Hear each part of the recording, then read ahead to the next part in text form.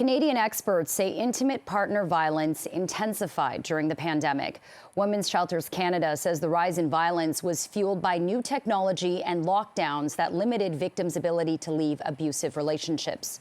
For more on this, we're joined live now by Andrea Gunraj, Vice President of Public Engagement for the Canadian Women's Foundation. Andrea, thanks so much for joining us. I remember early on in the pandemic, there was a report out about the rise in domestic violence, about child abuse, because people were locked down at home, isolated from people. And now you're saying that technology is fueling the abuse. Can you explain?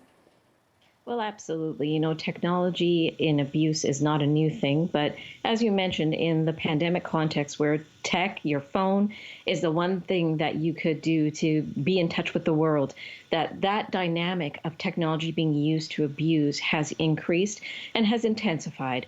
What we see is that many times the real life abuse gets continued in the technology. So that could be harassing, harming somebody, contacting them with no stopping. It could be things like taking over somebody's smart home, taking over somebody's smart car. It can be things like watching them, surveilling them. So it's lots of different ways that it can happen. But as we see, it can be really harmful to the person as much as in-person abuse can be harmful to the person experiencing that violence. And what have you heard, Andrea? You know, this pandemic has dragged on. We technically still are in a pandemic, but with less restrictions. But what are you hearing from women's shelters across Canada about, you know, the demand they're seeing for their services? Well, certainly we've heard that the violence has increased in so many different ways. So the police reported family violence has gone up. Femicides, that's murders of women because they're women, have also gone up. Things like police reported sexual violence has also gone up. From the service providers themselves, they've said that they've seen also astronomical increases in calls and people trying to seek help and people trying to find housing, transitional housing, shelter. So this dynamic of increased need also comes along with increased difficulty trying to support people in those environments, making sure that we have the gender-based violence services. It's being really, it's been difficult over the last 2 years, but certainly we see the ripple effects continuing on as this pandemic goes on, and we will probably see it for many years to come. We know that violence never happens in a vacuum, and it can increase and it can harm people for many years. Absolutely. And Andrea, we know that in so many cases, you know, the women or the partners choose not to leave their abusers. But I'm curious to know if there is a person who wants to leave their partner and they want to prove what's going on at home. Can they themselves use technology to record an incident and bring it to the authorities and get help that way? We've certainly seen people, particularly in situations of stalking, where there's perhaps a digital record, keeping good records of that for themselves, making a note in their notebooks to be able to have a bit of a track.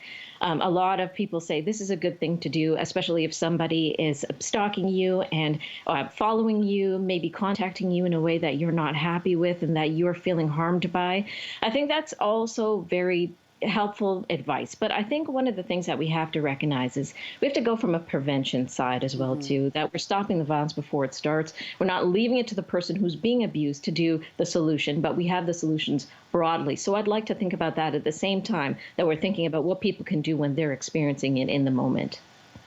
And what do you think needs to be done, Andrea, from a bigger picture so that the responsibility isn't on the victim, you know, to sometimes make these decisions when they're in a position where their mind is clouded, they feel like they have no options, they feel trapped?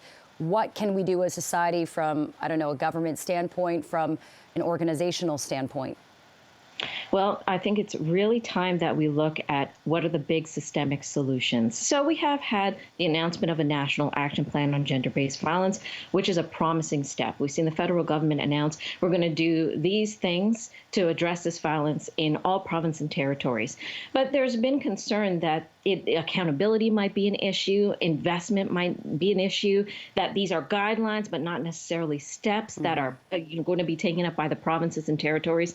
So I think about about what can we do as individuals who have a vote and who want to hold our leaders accountable. We have to say, listen, this national action plan needs to be really prioritized. We need to put good investments, and we have to make sure that there's true accountability and they're taking every step, not just the solutions that are easy to do, but the solutions that will end violence, reduce violence, make people safer, and we measure it along the way. So I think it's upon all of us to make sure we are holding our leaders accountable to what they say they're going to do. Andrea Gunraj, Vice President of Public Engagement for Canadian Women's Foundation. Appreciate your time and insight this afternoon. Thank you. Thank you for having me.